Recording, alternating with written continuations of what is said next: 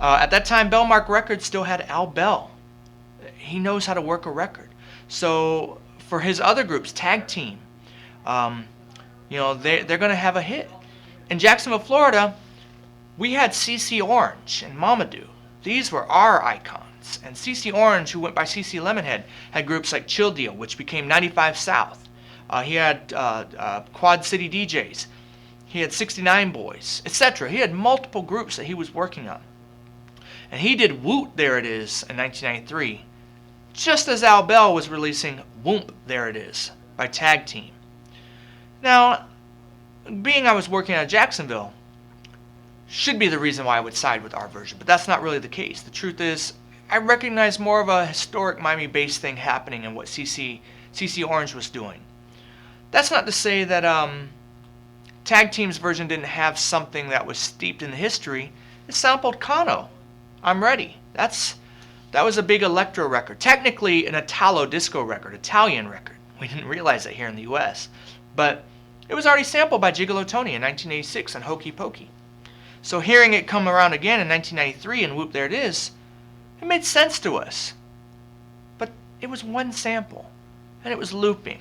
And the lyrics were, you could sing with them. Tag Team, back again. It was very simple to sing with, to rap along with. Al Bell could work that record and turn it into a massive hit, a one-hit wonder for the group.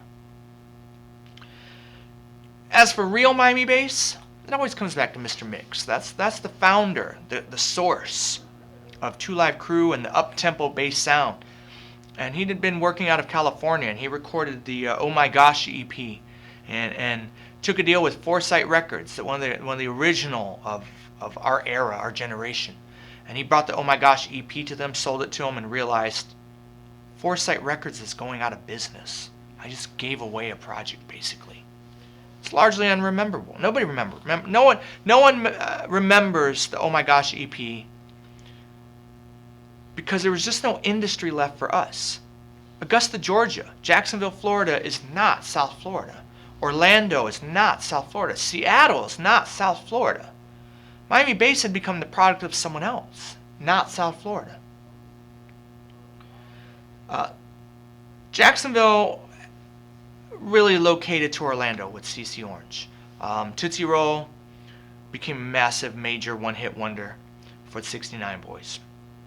A lot of people remember it as an Orlando song. Kareem Mills became a co-producer for CC Orange. Kareem Mills was the guy that fostered me back in 11th grade as a producer.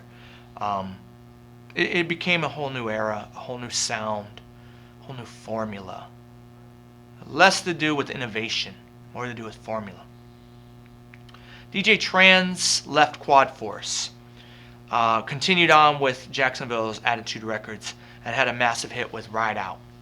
I was there when the assistant engineer brought the term Ride Out, and everyone was saying Ride Out. Next thing you know, DJ Trans puts out Ride Out. But for the nation, it became this novelty to sing along with, rather than quality music. And this is where I feel Miami bass got a bad rap. We're trying to innovate, and we got sucked into formula, and we got sucked into industry. Now, March 7th, 1994, Luke is constantly in battles, and he successfully defends himself against yet another Two Live Crew court case over a parody of Pretty Woman, of all things. But at the same time, he was still battling other issues. On October 8th of 1994, that was the day. That's the day that the Shidey verdict came in. $1.62 million was awarded to Shidey for unpaid royalties. And punitive damages on top of that. Well, Luke is unable to pay. His lifestyle, his court costs, it just chips away at Luke Records. Once the sampling verdict came in, the sampling was no longer going to be an easily accessible thing. The industry of rap music changes overall. And in Miami, we had more to contend with. Two Live Crew was officially broken up. Mr. Mixx, the in-house producer of Luke Records, moves back to Oakland. So at this point, Luke doesn't even have a flagship producer.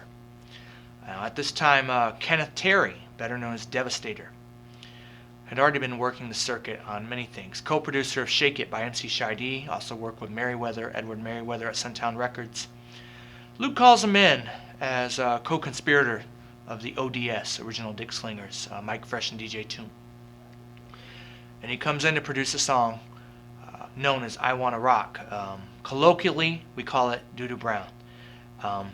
For many people, this becomes the focal point of Miami bass. Very fast, at 140 BPMs plus. This is 20, 15, at least 10 beats per minute faster than any other Miami bass record. Very few samples in it. Just fast moving call and response.